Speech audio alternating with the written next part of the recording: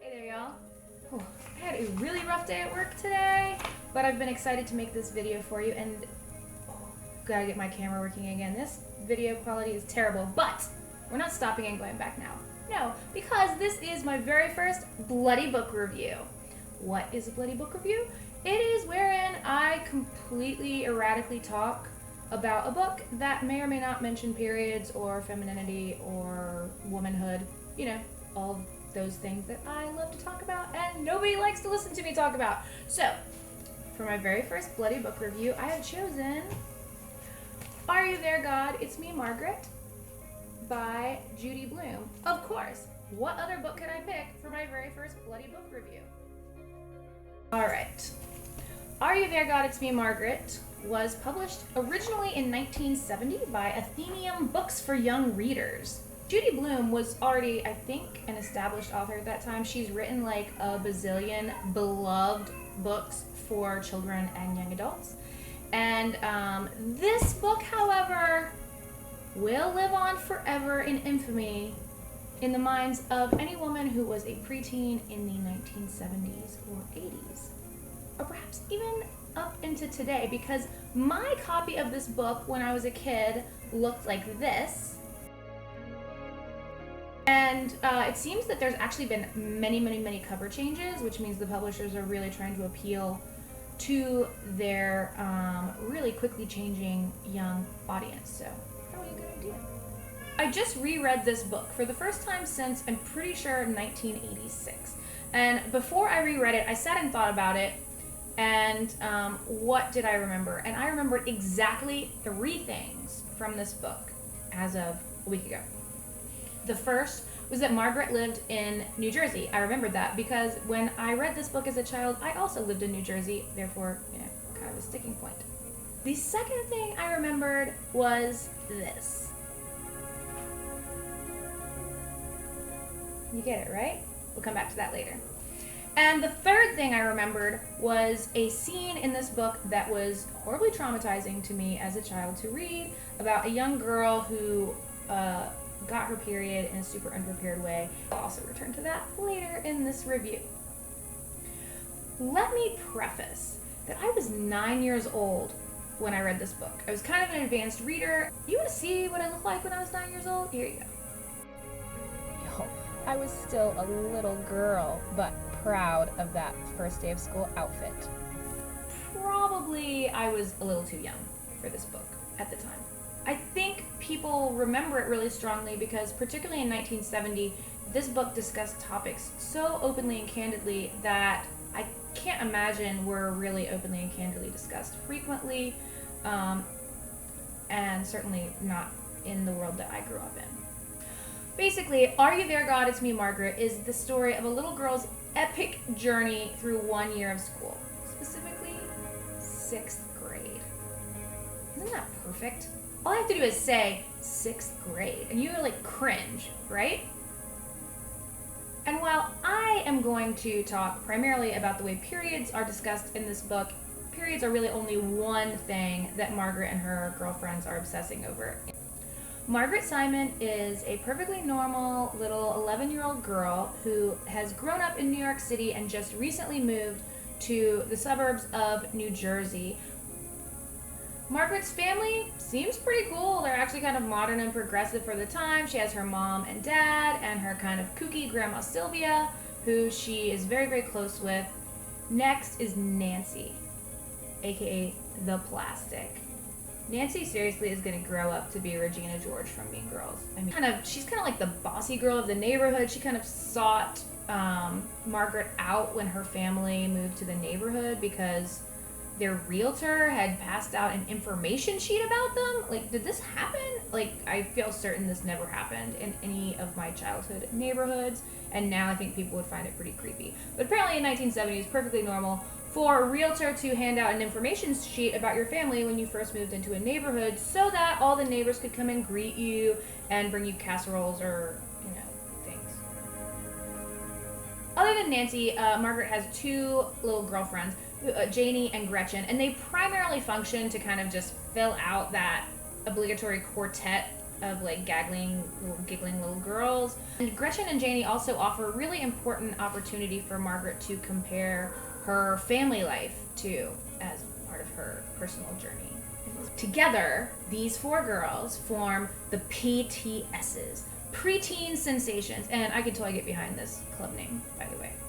And the preteen sensations meet every week on a secret day to talk about boys, bras, and of course, periods. While reading this book and the flashbacks, Margaret is 11 and she is completely battling all the social obstacles that come with being that age. She belongs to this great little secret club, the PTSs, and they have all these really important rules. No socks. With loafers, which results in Margaret having really terrible blisters for her first day of school, and reminds me of a very specific occasion when I had this pair of boots that I called my elf boots. They looked kind of like this. And I refused to take my elf boots off for gym class, and at the end of the day I was leaving and realized that like my socks were totally full of blood because obviously boots not constructed for playing Foursquare and climbing ropes in gym class. Do I regret that decision? Not one bit. It was so important to me to have fashionable footwear in 3rd grade or whatever that was. Like I said, the PTSs are basically the mean girls of preteens in the 1970s. I mean, all the way from Nancy's super bossy observations about the other girls' breasts and weight and fashion, all the way to their required boy books where they wrote secrets about the boys that they had crushes on. The girls are totally obsessed with growing their boobs, and so they come up with this exercise they're each going to do 50 times a day and together at PTS meetings, obviously, to make their bust grow. And it goes like this. I must increase my bust. And you know, I'm telling you something, yeah, I totally did that when I was 9. Even though I didn't really know why I needed to grow my bust. And in fact, didn't grow a bust until I was over 20 years old. I was like 2 aspirins on an ironing board. While they're obsessed with growing their own boobs, they like super actively mock and humiliate this poor girl Laura, who's that girl in class who developed early and has big boobs. So yeah, mean girls all the way. There are so many like preteen must-haves in this book. There are awkward interactions with parents. There is a painfully accurate account of a game of spin the bottle. There is interactions with the very first young male teacher in school. There is the most uncomfortable school square dance event ever, which pretty much gave me stroke-inducing flashbacks of the ridiculous shenanigans I would do while sallying down the alley at 4-H camp trying to get the attention of this really cute junior camp counselor named Chris.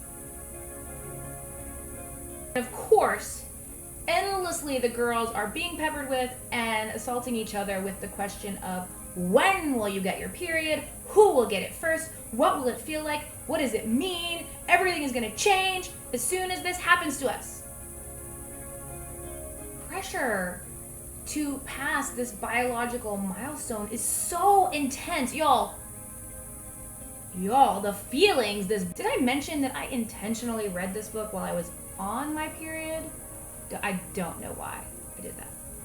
So important to these girls to get their period that one of the girls even lies about it so that she can seem cool. This is the moment that I remember most from these books. So Gretchen actually finally gets her period, but her parents are totally unprepared and don't have any menstrual products for her in their home. So she has to sit on a washcloth throughout all of family dinner. Her mother, who has an 11-year-old daughter, doesn't have any pads in the house, and she has to sit on a big, scratchy, gross washcloth at dinner. Seriously, this scene from a book has stuck with me in a way I don't really know how many other scenes have since childhood. I can even remember the ugly goldenrod, gold-colored washcloth that I imagined that I would have to sit on if I got my period while I was at dinner, surrounded by all my brothers and my dad. And that's my cat. At dinner, humiliated, sitting on a washcloth. Y'all, that scene has stuck with me. It is the reason that as soon as I did start my period several years later, I insisted immediately upon my mother taking me to buy tampons because I refused to buy pads. This scene is the reason that even when I switched to using menstrual cups, I really held out on using cloth pads because I imagined that it would feel like sitting on basically a big, bulky piece of fabric. Rereading this scene as an adult, obviously it was really much less horrible. But I think that my experience and memory of this really does show you how very deeply affected young girls can be when it comes to their anticipation of their kind of adolescent body changes. Periods and their really heavily anticipated arrival are one of the major themes of this book, but really this book is about Margaret's personal journey to spirituality and finding herself. She talks nightly to a kind of ambiguous God, as she calls it, and she kind of talks to it second person, like a journal. Throughout this book, Margaret experiments with all the different versions of God that she can come across, all the while dealing with life as a PTS, preteen sensation, and her annoyingly pragmatic parents, her eccentric grandma, and having a crush on a guy named Moose. In the end, Margaret can't really choose a god, so she just opts to keep talking to the universe in the way she already has, and in a way that so far she's shown that it helps her make better choices. So the lesson of this book is a bit murky for me, reading it as an adult in 2016 as opposed to as a 9-year-old child in 1986. It super normalizes the girl-on-girl abuse that happens even at a very young age. Margaret does have sort of an epiphany about that toward the end when she catches herself kind of being a mean girl to someone else and realizing that that was a terrible thing to do. So I mean, that's good. It's redemptive in that way, I guess. It doesn't have the same power over me as an adult reader, obviously, as it did when I was a kid. I'm not the target audience anymore for this book. I think it's important for young girls to have literature that addresses their biological changes, things that are happening within their friend groups, and how their priorities of peers is changing. As an adult, I was way more concerned with the adults in the story and what their motivations were than obviously I was when I was a kid. And when you're a kid, adults simply exist in the periphery.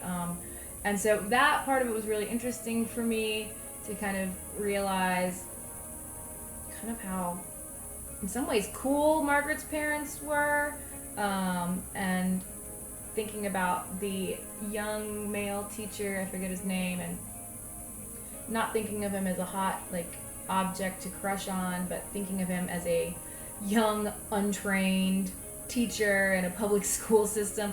Just very, very different perspective, obviously.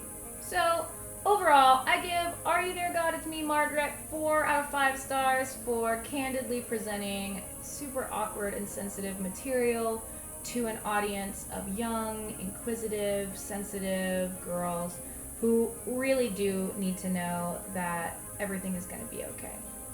Do you remember reading this book? Let me know what you think. Thank you so very much for watching. I will see you again soon.